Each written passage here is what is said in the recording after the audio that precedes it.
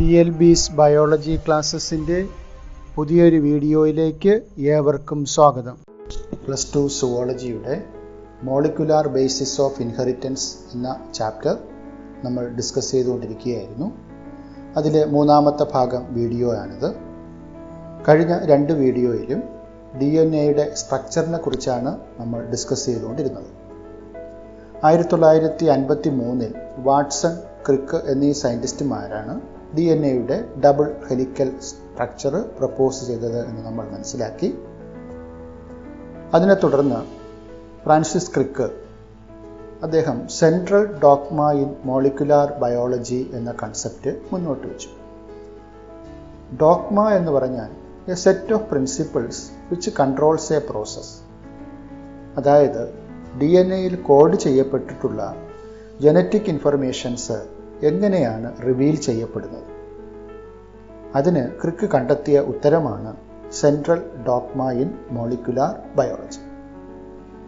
അതായത് genetic information flows from DNA, DNAയിൽ നിന്നും RNA, RNAയിൽ നിന്നും പ്രോട്ടീൻ, DNA, RNA, പ്രോട്ടീൻ. ഈ 3 സ്റ്റെപ്പുകളിലൂടെയാണ് DNAയിൽ സ്റ്റോർ ചെയ്തു വച്ചിരിക്കുന്ന ജനറ്റിക് ഇൻഫർമേഷൻസ് റിവീൽ ചെയ്യപ്പെടുന്നത്. ഇതിനെയാണ് സെൻട്രൽ ഡോഗ്മ എന്ന പദം കൊണ്ട് വിശേഷിപ്പിക്കുന്നത്. അതായത് DNA മോളിക്യൂൾസ് റെപ്ലിക്കേഷൻ എന്ന പ്രോസസ്സിന് വിധേയമാവുകയും പഴയ DNAയിൽ നിന്നും പുതിയ DNA ഉണ്ടാവുകയും ചെയ്യും. ട്രാൻസ്ക്രിപ്ഷൻ എന്ന പ്രോസസ്സ് വഴി DNAയിൽ അടങ്ങിയിട്ടുള്ള ജനറ്റിക് ഇൻഫർമേഷൻസ് mRNA അഥവാ മെസഞ്ചർ RNA എന്ന മോളിക്യൂളിലേക്ക് കോപ്പി ചെയ്യപ്പെടും. തുടർന്ന് ട്രാൻസ്ലേഷൻ എന്ന പ്രോസസ്സ് വഴി mRNA മോളിക്യൂളിൽ നിന്നും ജനറ്റിക് ഇൻഫർമേഷൻസ് പ്രോട്ടീനായിട്ട് മാറ്റപ്പെടും. ഈ രീതിയിലാണ് DNAയിൽ അടങ്ങിയിട്ടുള്ള ജനറ്റിക് ഇൻഫർമേഷൻസ് അൾട്ടിമേറ്റ് ആയിട്ട് പ്രോട്ടീനായിട്ട് റിവീൽ ചെയ്യപ്പെടുന്നത്. ഇതാണ് ക്രിക്ക് പ്രപ്പോസ് ചെയ്ത central dogma. DNA undergoes replication to form new DNA. DNA undergoes transcription to form mRNA. mRNA undergoes translation to form protein. This is the central dogma. Some viruses, the flow of information is in a reverse direction, that is from RNA to DNA. ചില വൈറസുകളിൽ, for example retro വൈറസിൻ്റെ കാറ്റഗറിയിൽ വരുന്ന HIV പോലെയുള്ള വൈറസുകളിൽ ഇതിൻ്റെ genetic ഇൻഫർമേഷൻ്റെ flow നടക്കുന്നത് central ഡോഗ്മയുടെ അതേ രീതിയിലല്ല. Central ഡോഗ്മയിൽ DNAയിൽ നിന്നും RNAയിലേക്കാണ് പോകുന്നത്. ഇവിടെ പക്ഷേ RNAയിൽ നിന്നും DNAയിലേക്കാണ് ഇൻഫർമേഷൻ പാസ് ചെയ്യുന്നത്. അതായത് വൈറസിൻ്റെ ജീനോം എന്ന് പറയുന്നത് RNA ആണ്. ഈ RNA ഹ്യൂമൻ ബീയിങ്സിൻ്റെ സെൽസിനകത്തേക്ക് പ്രവേശിച്ചു കഴിഞ്ഞാൽ ഈ RNA നേരെ സെല്ലിൽ കടന്നിട്ട് ഇത് DNA സിന്തസിസ് ചെയ്യും.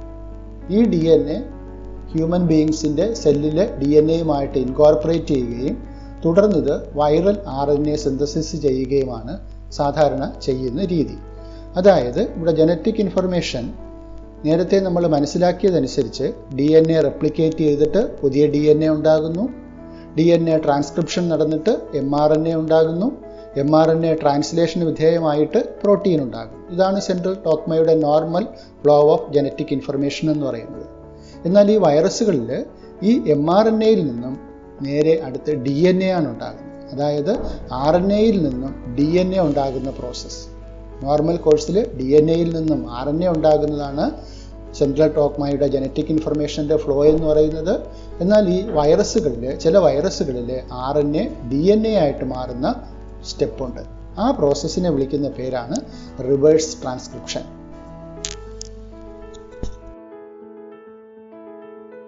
ഇനി നമുക്ക് DNAയുടെ നീളത്തെക്കുറിച്ച് ഒന്ന് ഡിസ്കസ് ചെയ്യാം.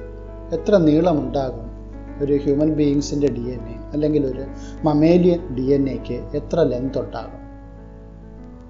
We can calculate the length of DNA of a typical mammalian cell by multiplying the total number of base pairs with the distance between 2 consecutive base pairs. എങ്ങനെ നമുക്ക് DNAയുടെ ലെങ്ത് കാൽക്കുലേറ്റ് ചെയ്യാം? Length calculate ചെയ്യാൻ നമുക്ക് എന്തൊക്കെ datas വേണം? എത്ര base pairs ഉണ്ട് എന്നുള്ള നമ്പർ വേണം. അടുത്തടുത്തുള്ള 2 ബേസ് പെയേഴ്സ് തമ്മിലുള്ള ഡിസ്റ്റൻസ് എത്രയാണെന്ന് അറിയാമെങ്കിൽ ആ DNA-ക്ക് എത്ര നീളം ഉണ്ട് എന്ന് നമുക്ക് കാൽക്കുലേറ്റ് ചെയ്യാൻ പറ്റുന്നതാണ്. അപ്പോൾ എന്താ ഫോർമുല നമുക്ക് പറയാം. Length of DNA is equal to total number of base pairs into distance between 2 consecutive base pairs. Consecutive base pairs means അടുത്തടുത്തുള്ള base pairs. എത്ര ബേസ് പെയേഴ്സ് ഉണ്ട് നമുക്ക്? ഡിപ്ലോയിഡ് DNA വരുമ്പോൾ 6.6 into 10⁻⁹ ബേസ് പെയേഴ്സ് ആണ്. അടുത്തടുത്തുള്ള base pairs തമ്മിലുള്ള distance നേരത്തെ നമ്മൾ മനസ്സിലാക്കിയതാണ്. എന്തായിരുന്നു അത്? ദാറ്റ് ഈസ് 0.34 നാനോമീറ്റർ അല്ലെങ്കിൽ 34 ആങ്സ്ട്രോം എന്ന് നമ്മൾ നേരത്തെ മനസ്സിലാക്കി. അടുത്തടുത്തുള്ള 2 ബേസ് പെയേഴ്സ് തമ്മിലുള്ള ഡിസ്റ്റൻസ് എന്ന് പറയുന്നത് 0.34 നാനോമീറ്റർ ആണ്. അതിനെ മീറ്ററിലേക്ക് കൺവേർട്ട് ചെയ്യുകയാണെങ്കിൽ 0.34 into 10⁻⁹ മീറ്റേഴ്സ് ആണ്. അപ്പോൾ കാൽക്കുലേഷൻ നടത്തിയാൽ ലെങ്ത് ഓഫ് DNA എന്ന് പറയുന്നത് total number of base pairs 6.6 into 10⁻⁹ and distance between 2 base pairs 0.34 into 10⁻⁹. So the length of the DNA will be approximately equal to 2.2 meters. ഒരു സെല്ലിൽ ഇരിക്കുന്ന DNA-യുടെ നീളം എന്ന് പറയുന്നത് 2.2 മീറ്റേഴ്സ് ആണ്. അപ്പോൾ അങ്ങനെയാണെങ്കിൽ DNA-യുടെ ലെങ്ത് തന്നിരുന്നാൽ എത്ര ബേസ് പെയേഴ്സ് ഉണ്ടെന്ന് നമുക്ക് കാൽക്കുലേറ്റ് ചെയ്യാൻ പറ്റുമോ? ഒരു example, if the length of E. coli DNA is 1.36 millimeter, can you calculate the number of base pairs in E. coli? E. coli ബാക്ടീരിയയുടെ DNA-യുടെ ലെങ്ത് എന്ന് പറയുന്നത് 1.36 millimeter ആണെങ്കിൽ ആ E. coli ബാക്ടീരിയയിൽ എത്ര ബേസ് പെയേഴ്സ് ഉണ്ടാകും നോക്കാം. In E. coli, length of DNA is 1.36 millimeter. So convert into meter, that is 1.36 into 10⁻⁻³ meter. The number of base pairs എങ്ങനെ calculate ചെയ്യാം? ലെങ്തിനെ അടുത്തടുത്തുള്ള 2 ബേസ് പെയേഴ്സ് തമ്മിലുള്ള ഡിസ്റ്റൻസ് കൊണ്ട് ഡിവൈഡ് ചെയ്യാം. അതായത് ലെങ്ത് എന്ന് പറയുന്നത് 1.36 into 10⁻⁻3. Distance between 2 adjacent base pairs 0.34 into 10⁻⁹. So the length of the DNA will be 4 into 10⁻⁶ base pairs. ഈ രീതിയിൽ DNA-യുടെ ലെങ്ത് തന്നിരുന്നാൽ നമുക്ക് ബേസ് പെയേഴ്സും കാൽക്കുലേറ്റ് ചെയ്യാൻ സാധിക്കും. പ്രോകാരിയോട്സിൽ എങ്ങനെയാണ് DNA പാക്ക് ചെയ്തിരിക്കുന്നത് നോക്കാം. Packaging of DNA in prokaryotes. DNA എന്ന് പറയുന്നത് ഒരു ലെങ്തി മോളിക്യൂളാണ്. മമേലിയൻ DNA-യുടെ ലെങ്ത് നമ്മൾ കണ്ടു, ഏകദേശം 2.2 മീറ്റേഴ്സ് ആണ് മമേലിയൻ DNA-യുടെ ലെങ്ത്. അപ്പോൾ ഇത്രയും നീളമുള്ള DNA-യെ വളരെ മൈന്യൂട്ടായിട്ടുള്ള സൂക്ഷ്മമായിട്ടുള്ള മൈക്രോസ്കോപ്പിൽ കൂടെ നോക്കിയാൽ മാത്രം കാണാൻ സാധിക്കുന്ന സെല്ലിനകത്ത് എങ്ങനെയാണ് ക്രമീകരിക്കപ്പെട്ടിരിക്കുന്നത്, DNA എങ്ങനെയാണ് പാക്ക് ചെയ്തിരിക്കുന്നത്. പ്രോകാരിയോട്സിനെ സംബന്ധിച്ച് നമുക്കറിയാവുന്ന ഒരു വസ്തുതയാണ്, അവർക്ക് ഡെഫിനിറ്റ് ആയിട്ടുള്ള ഒരു ന്യൂക്ലിയസ് ഇല്ല. ഒരു ന്യൂക്ലിയർ മെംബ്രെയിൻ കൊണ്ട് എൻവലപ്പ് ചെയ്തിട്ടുള്ള ഒരു ന്യൂക്ലിയസ് ഇല്ല. ബട്ട് DNA ഈ ന്യൂക്ലിയോയിഡ് എന്ന് പറയുന്ന ഒരു റീജിയൻ നമുക്കവിടെ വേണമെങ്കിൽ പറയാം. സെൻട്രലായിട്ട് ന്യൂക്ലിയസിനെ പോലെ ഇരിക്കുന്ന റീജിയനെ വിളിക്കുന്ന പേരാണ് ന്യൂക്ലിയോയിഡ്. അപ്പം അവിടെയാണ് DNA കാണുന്നത്. ആ DNA അവിടെ ചില പ്രോട്ടീൻസിൻ്റെ സഹായത്താൽ DNA-യെ ചുറ്റി വെച്ചിരിക്കുകയാണ് ചെയ്യുന്നത്. In prokaryote such as E. coli, DNA is held with some proteins in a region termed as nucleoid. Nucleoid എന്ന് വിളിക്കുന്ന ഒരു റീജിയനിൽ DNA-യെ എന്ത് ചെയ്തിരിക്കുകയാണ്? പാക്ക് ചെയ്ത് വെച്ചിരിക്കുകയാണ് with the help of some proteins. ആ പ്രോട്ടീൻസിനെ സംബന്ധിച്ച് പറയുകയാണെങ്കിൽ അവയ്ക്ക് പോസിറ്റീവ് ചാർജ് ആയിരിക്കും. ഓർക്കുക, DNA-ക്ക് നെഗറ്റീവ്ലി ചാർജ്ഡ് മോളിക്യൂൾസ് ആണ് DNA. Proteins positively charged molecules ആണ്. So there will be an attraction between DNA and proteins. Negatively charged DNA is held with some positive charged proteins. Prokaryotes. ഇനി യൂക്കാരിയോട്സിൽ എങ്ങനെയാണ് DNA pack ചെയ്തിരിക്കുന്നത് നോക്കാം. In eukaryotes, DNA is packed with the help of a set of positively charged basic proteins called histones.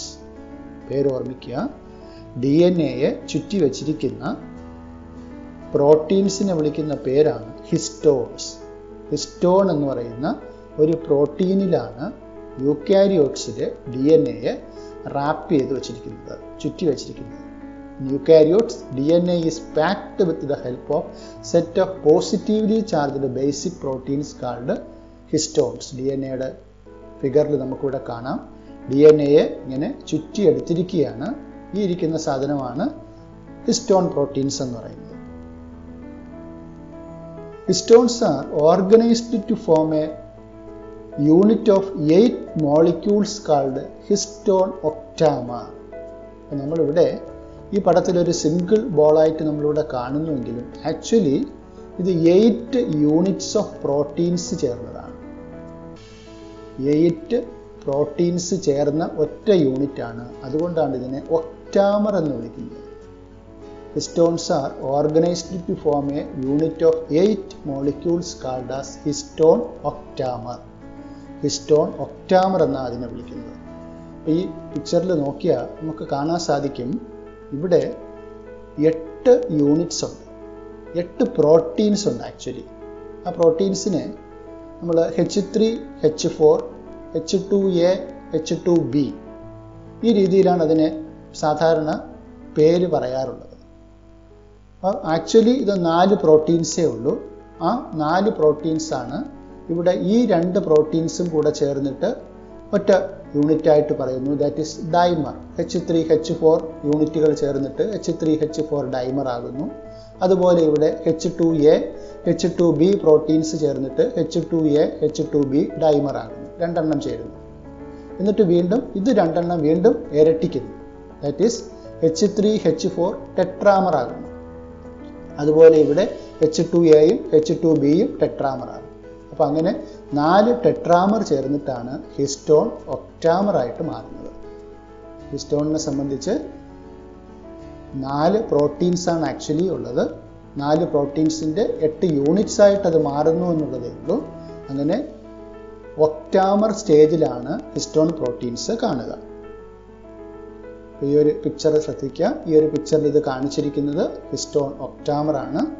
ഇതിനെ connect ചെയ്യുന്ന മറ്റൊരു പ്രോട്ടീനാണ് H1 histone എന്ന് പറയുന്നത്. ഒരു ലിങ്കർ പ്രോട്ടീനായിട്ട് ഇവിടെ ആക്ട് ചെയ്യുന്ന ഒരു പ്രോട്ടീനാണ് H1 ഹിസ്റ്റോൺ എന്ന് പറയുന്ന മറ്റൊരു പ്രോട്ടീൻ. DNA ഈ ഹിസ്റ്റോൺ ഒക്ടാമറിൽ ചുറ്റിയെടുത്തിരിക്കുന്ന ഈ ഒരു സ്ട്രക്ചറിനെ വിളിക്കുന്ന പേരാണ് ന്യൂക്ലിയോസോം. The negatively charged DNA is wrapped around the positively charged histone octamer to form a structure called nucleosome. ഈ സ്ട്രക്ചറിനെ വിളിക്കുന്ന പേരാണ് ന്യൂക്ലിയോസോം. ഈ പിക്ചറിൽ ഒന്നുകൂടെ കാണാം, ഇവിടെ 8 യൂണിറ്റ്സുകൾ ഇവിടെ ഉണ്ട്. H3, H4, അതുപോലെ H2A, H2B.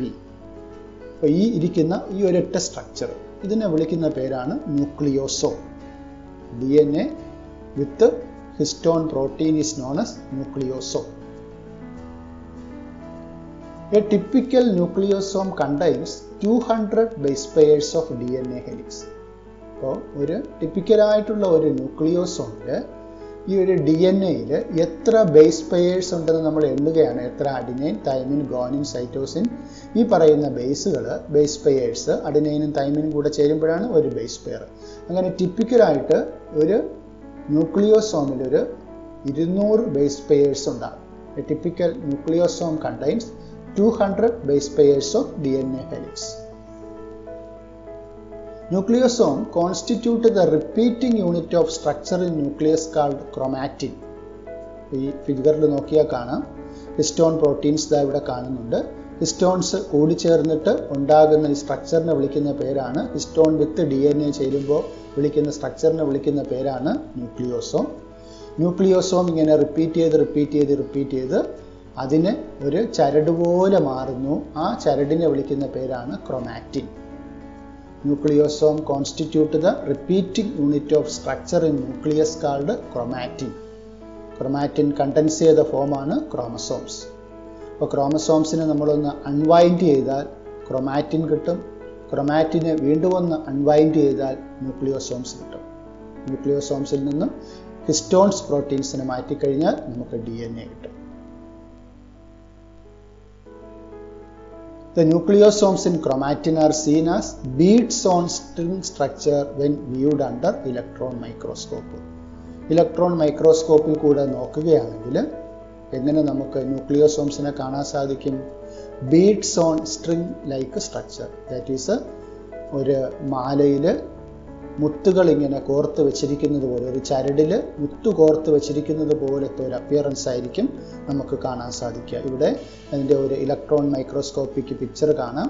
ഈ കാണുന്നതാണ് ന്യൂക്ലിയോസോംസ്. ന്യൂക്ലിയോസോംസ് ക്രൊമാറ്റിൻ ത്രെഡ്സിൽ ഇങ്ങനെ മുത്തുകൾ ഇങ്ങനെ ചരടിൽ കോർത്ത് വെച്ചിരിക്കുന്നത് പോലെ നമുക്ക് കാണാൻ സാധിക്കും. അത് ക്രോമസോം ആകുന്ന സമയത്താണ് കണ്ടൻസ് ചെയ്യുന്നത്. How many nucleosomes do you imagine are present in a mammalian cells? ഒരു മമ്മേലിയൻ സെൽസിൽ എത്ര ന്യൂക്ലിയോസോംസ് ഉണ്ടാകും? ഒരു ന്യൂക്ലിയോസോമിൻ്റെ ഒരു കണക്ക് നമ്മളൊന്ന് പരിശോധിച്ച് നോക്കിയാൽ ഒരു ടിപ്പിക്കൽ ന്യൂക്ലിയോസോംസിൽ എത്ര ബേസ് പെയേഴ്സ് കാണുമെന്ന് പറഞ്ഞു? ദാറ്റ് ഈസ് 200 ബേസ് പെയേഴ്സ് കാണും. അപ്പം അങ്ങനെയാണെങ്കിൽ ടോട്ടൽ നമ്പർ ഓഫ് ന്യൂക്ലിയോസോംസ് എത്രയായിരിക്കും? എത്ര ബേസ് പെയേഴ്സ് ഉണ്ട്? 6.6 into 10⁻⁹ ബേസ് പെയേഴ്സ് ഉണ്ട്. ഒരു ബേസ് പെയറിൽ ഒരു ന്യൂക്ലിയോസോമിൽ എത്ര ബേസ് പെയേഴ്സ് ഉണ്ട്? 200 ബേസ് പെയേഴ്സ് ഉണ്ട്. അപ്പോൾ ടോട്ടൽ നമ്പർ ഓഫ് ബേസ് പെയേഴ്സിനെ ഒരു ന്യൂക്ലിയോസോമിലുള്ള ബേസ് പെയർ കൊണ്ട് ഡിവൈഡ് ചെയ്യുകയാണെങ്കിൽ എത്ര ന്യൂക്ലിയോസോംസ് ഒരു സെല്ലിൽ ഉണ്ടാകുമെന്നുള്ളതിൻ്റെ ആൻസർ കിട്ടും. നമ്മളെ സംബന്ധിച്ചിടത്തോളം എത്ര ആയിരിക്കും ഉണ്ടാവുക? That is 6.6 into 10⁻⁹ base pairs divided by 200, that is 3.3 into 10⁻⁷ base pairs. അപ്പോൾ വളരെ ലെങ്തി ആയിട്ടുള്ള ഹ്യൂമൻ DNA മോളിക്യൂൾ, 2.2 മീറ്റേഴ്സോളം നീളമുള്ള ഹ്യൂമൻ DNA മോളിക്യൂളിനെ എങ്ങനെയാണ് പാക്ക് ചെയ്തിരിക്കുന്നത്? ഹിസ്റ്റോൺ എന്ന് പറയുന്ന പ്രോട്ടീൻസിൻ്റെ സഹായത്താലാണ് പാക്ക് ചെയ്തിരിക്കുന്നത്. അതിൽ റാപ്പ് ചെയ്ത് വെച്ചിരിക്കുകയാണ്, ചുറ്റി വെച്ചിരിക്കുകയാണ്. എന്നാൽ ഹയർ ലെവൽസിലേക്ക് വരുമ്പോൾ ഈ ഒരു ഹിസ്റ്റോൺ എന്ന പ്രോട്ടീൻ മാത്രം മതിയാകില്ല. കുറച്ചുകൂടെ പ്രോട്ടീൻസ് പാക്കേജിങ്ങിൽ ഉൾപ്പെട്ടിട്ടുണ്ട്. അത്തരം പ്രോട്ടീൻസിനെ കോമൺ ആയിട്ട് വിളിക്കുന്ന പേരാണ് non histone chromosomal proteins. Histone അല്ലാത്ത പ്രോട്ടീൻസ്. അപ്പോൾ packaging of chromatin at higher level requires additional set of proteins. ആ പ്രോട്ടീൻസിനെ നമ്മൾ കളക്റ്റീവ്ലി വിളിക്കുന്ന ടേമാണ് നോൺ ഹിസ്റ്റോൺ ക്രോമസോമൽ പ്രോട്ടീൻസ്, അല്ലെങ്കിൽ ഷോർട്ട് ഫോം ആയിട്ട് NHC പ്രോട്ടീൻസ് എന്ന് വിളിക്കും. പാക്കേജിങ് അറ്റ് ഹയർ ലെവൽ, യൂക്കാരിയോട്സിലെ ഹയർ ലെവൽ ഹ്യൂമൻ ബീയിങ്സിനൊക്കെ ആണെങ്കിൽ ഹിസ്റ്റോൺ പ്രോട്ടീൻസ് മാത്രം പോരാ, അതിനോടൊപ്പം അഡീഷണൽ ആയിട്ട് കുറച്ച് പ്രോട്ടീൻസ് കൂടെ DNA പാക്കിങ്ങിന് സഹായിക്കുന്നുണ്ട്. അത്തരം പ്രോട്ടീൻസിനെ വിളിക്കുന്ന ഷോർട്ട് ഫോമാണ് NHC proteins, non histone chromosomal proteins. ഇനി യൂക്രൊമാറ്റിൻ, ഹെറ്ററോക്രൊമാറ്റിൻ, രണ്ട് ടേം കൂടെ പരിചയപ്പെടാം. യൂക്രൊമാറ്റിൻ ആൻഡ് ഹെറ്ററോക്രൊമാറ്റിൻ എന്താണ്? ഇവിടെ ന്യൂക്ലിയോസോംസിനെ നമുക്കിവിടെ കാണാൻ സാധിക്കും. പിക്ചറിൽ കണ്ടായിരുന്നല്ലോ. അതായത് ഇതൊരു ഹിസ്റ്റോൺ പ്രോട്ടീനാണ്, ഇത് DNA അതിൽ ചുറ്റി വെച്ചിരിക്കുന്നതാണ്. ഇവിടെ ചില പ്ലേസിൽ നോക്കൂ, DNA ന്യൂക്ലിയോസോംസ് തങ്ങളിൽ നല്ല ഡിസ്റ്റൻസ് ആയിട്ട് ഇവിടെ പാക്ക് ചെയ്തിട്ടുണ്ട്. ചിലതിലാണെങ്കിൽ ഇതാ ചില ഏരിയയിൽ ന്യൂക്ലിയോസോംസ് വളരെ ഡെൻസ് ആയിട്ട് പാക്ക് ചെയ്തിട്ടുണ്ട്. അപ്പോൾ ഈ പാക്കിംഗ് ഡിസ്റ്റൻസിനനുസരിച്ചാണ് നമ്മൾ യൂക്രൊമാറ്റിൻ, ഹെറ്ററോക്രൊമാറ്റിൻ എന്നുള്ള ടേം നമ്മൾ വിശദീകരിക്കുന്നത്. അതായത് in a typical nucleus some regions of chromatin are loosely packed. Picture നോക്കിയാൽ കാണാം, ഇത് ലൂസ്ലി പാക്ഡ് ആണ്. പിന്നെയോ ലൈറ്റ്ലി സ്റ്റെയിൻഡ്. ഇതിനെ നമ്മൾ സ്റ്റെയിൻ ചെയ്യുകയാണെങ്കിൽ, സെല്ലിന് നമ്മൾ കളർ കൊടുക്കുകയാണെങ്കിൽ ഇവിടെ വളരെ കുറച്ച് മാത്രമേ കളർ പിടിക്കുകയുള്ളൂ. ലൈറ്റായിട്ട് ഇതിനെ സ്റ്റെയിൻ ചെയ്യാൻ പറ്റുള്ളൂ ഈ regions. And transcriptionally active. Transcription process, transcription എന്ന് പറഞ്ഞാൽ നേരത്തെ മനസ്സിലാക്കി DNA-യിൽ നിന്നും mRNA ഉണ്ടാകുന്ന പ്രോസസ്സാണ്. ആ പ്രോസസ്സിൽ വളരെ ആക്റ്റീവായിട്ട് പങ്കെടുക്കുന്ന റീജിയനാണ് ഈ ക്രൊമാറ്റിനിൽ കാണുന്ന DNA-യുടെ ഭാഗം. ആ ഭാഗത്തിനെ വിളിക്കുന്ന പേരാണ് യൂക്രൊമാറ്റിൻ. യൂക്രൊമാറ്റിൻ ഇങ്ങനെ ഓർക്കേണ്ടത് loosely packed, lightly stained and transcriptionally active chromatin. Loosely packed, lightly stained, transcriptionally active chromatins are called euchromatin. ഇനി എന്താണ് heterochromatin എന്ന് നോക്കാം. The chromatin that is more densely packed. ഫിഗറിൽ നോക്കിയാൽ അറിയാം, ഡെൻസ്ലി പാക്ഡ് ആണ്, ദെൻ ഡാർക്ക്ലി സ്റ്റെയിൻഡ് ആണ്. ഇത് നമ്മൾ കളർ ചെയ്യുമ്പോൾ ക്രോമസോംസിൻ്റെ അല്ലെങ്കിൽ ക്രൊമാറ്റിൻ്റെ ഈ റീജിയൻസ് നന്നായിട്ട് കളർ പിടിക്കും. ഇവിടെ ആണെങ്കിൽ കളർ പിടിക്കില്ല. നന്നായിട്ട് കളർ പിടിക്കുന്ന ഈ റീജിയനാണ് ഡാർക്ക്ലി സ്റ്റെയിൻഡ് ആണ്. ദെൻ ട്രാൻസ്ക്രിപ്ഷണലി ഇനാക്റ്റീവ് ആണ്. ട്രാൻസ്ക്രിപ്ഷൻ പ്രോസസ്സിൽ ആക്റ്റീവ് അല്ല, ഇനാക്റ്റീവ് ആണ്. യൂക്രൊമാറ്റിൻ ആണെങ്കിൽ ആക്റ്റീവ് ആണ്. ആ റീജിയൻസിനെ വിളിക്കുന്ന പേരാണ് ഹെറ്ററോക്രൊമാറ്റിൻ. The chromatin that is densely packed, darkly stained, transcriptionally inactive. Chromatin are called heterochromatin.